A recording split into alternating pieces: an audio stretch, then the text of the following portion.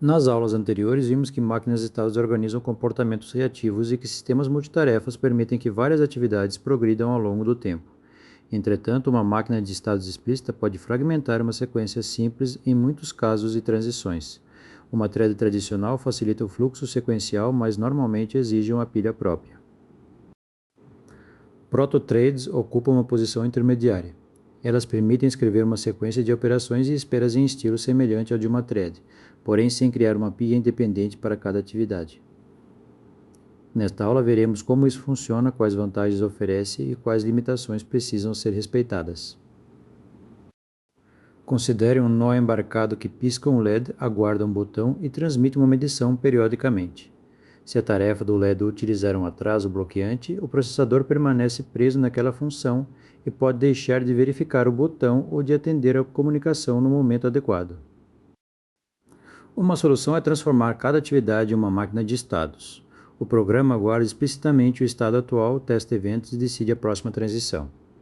Essa abordagem é eficiente, mas sequências maiores podem ficar difíceis de ler porque o fluxo lógico aparece distribuído entre vários estados. Protothreads são threads extremamente leves, cooperativas e sem pilha própria. Elas foram desenvolvidas para sistemas embarcados com pouca memória e podem ser usadas com ou sem um sistema operacional.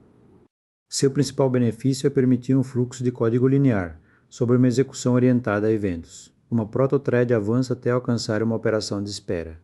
Nesse ponto, ela registra onde ela deverá continuar e devolve o controle ao chamador. Quando a função for chamada novamente e a condição estiver satisfeita, a execução prossegue a partir daquele ponto. Uma thread tradicional preserva contador de programa, registradores e uma pilha contendo chamadas de função e variáveis locais. Uma protothread guarda apenas uma continuação local que representa a posição de retomada dentro da função. Isso reduz muito o consumo de memória, mas traz uma consequência importante. A pilha da função não é preservada entre duas esperas. Portanto, uma variável automática local não deve ser usada para guardar um valor que será necessário depois de uma operação de bloqueio.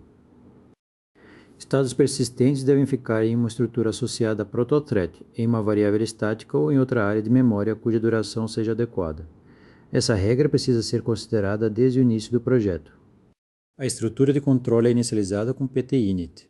A função da protothread é declarada com PT-thread. Dentro dela, PT-begin marca o início e PT-end encerra o bloco controlado pelas macros. A operação mais importante é PT-wait-until. Ela testa uma condição. Enquanto a condição for falsa, a função devolve o controle. Quando a protothread for chamada novamente, a condição será testada outra vez. Quando se tornar verdadeira, o código continua na instrução seguinte. Esse comportamento não corresponde a uma espera ocupada. A protothread não permanece executando um laço interno. O processador fica livre para chamar outras atividades.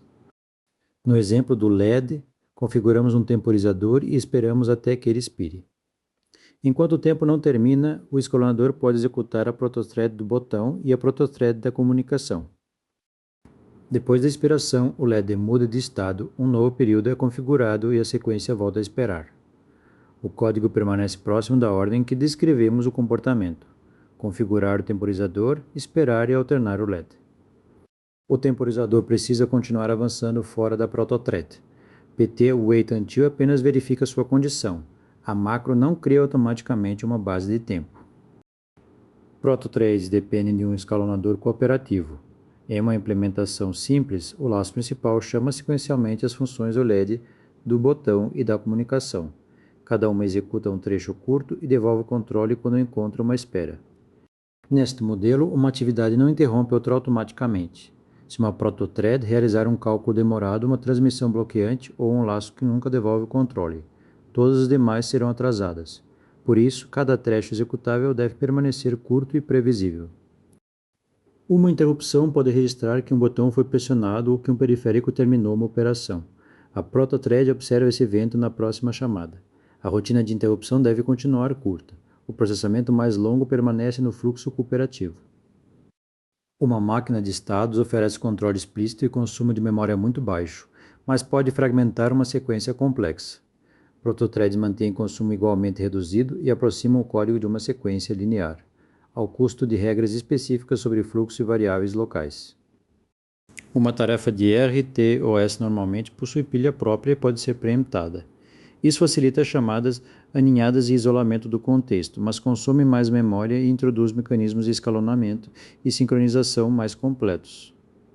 Protothreads são adequados para protocolos, interfaces, temporizações e pequenas sequências reativas em sistemas restritos. Um RTOS tende a ser mais apropriado quando precisamos de prioridades, preempção, bloqueio em APIs complexas, pilhas independentes ou garantias temporais mais elaboradas. No sistema completo, a protothread do LED aguarda um temporizador. A do botão espera uma mudança de estado. A de comunicação aguarda simultaneamente o período de envio e a disponibilidade do periférico. O laço principal chama as três repetidamente. Enquanto uma espera, outra pode avançar. Não existe execução simultânea em um único núcleo e nenhuma protothread pode monopolizar o processador. O resultado combina a eficiência de um programa orientado a eventos com fluxo de código mais próximo da descrição sequencial do comportamento. Primeira pergunta: cada protothread possui sua própria pilha?